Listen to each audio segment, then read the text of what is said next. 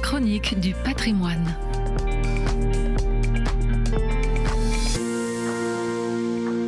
Pour les catholiques latins, le carême a commencé la semaine dernière lors du mercredi des cendres, une cérémonie au cours de laquelle les fidèles sont marqués par la cendre afin de se remémorer leur fragilité. Dans les églises orientales, le carême revêt une dimension plus festive et joyeuse, même si les fidèles sont aussi appelés à se recentrer sur l'essentiel par le jeûne et la prière. Pour une partie de ces églises, le carême a débuté lundi dernier, le 16 février. Pour celles qui suivent le calendrier julien, il a commencé hier.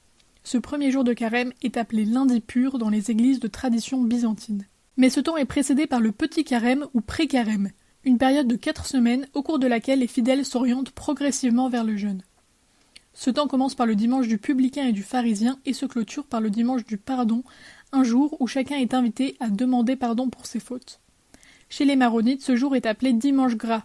Une procession célèbre les noces de Cana, la foule défile et danse dans les rues, en menant un bœuf décoré de feuilles de laurier et de fleurs. Lors du grand carême, la tradition du jeûne est observée beaucoup plus strictement qu'en Occident. Les fidèles s'abstiennent de manger de la viande et tout produit d'origine animale. Au Liban, cela a donné naissance à une grande variété de plats de carême à base de lentilles mijotées, de pois chiches et de fèves. Ce temps est également marqué par une liturgie particulière.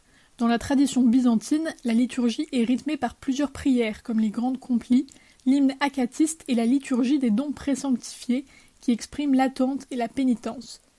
Dans l'église arménienne, les offices de l'aube, appelés Arevakal, sont célébrés le dernier dimanche du carême et mettent l'accent sur la lumière et la purification. Le dimanche des rameaux donne également lieu à des rites variés. En Arménie, c'est une fête importante lors de laquelle les fidèles parcourent les rues en procession en portant des couronnes tressées. Dans l'église gréco-catholique ukrainienne, on porte des branches de saule et les maisons sont décorées avec du tilleul. Pour les églises orientales, le carême ne se résume pas à l'ascèse. C'est une période qui laisse une grande place à la joie de cheminer vers le Christ ressuscité et qui a façonné des traditions, des rites, des chants très variés transmis de génération en génération.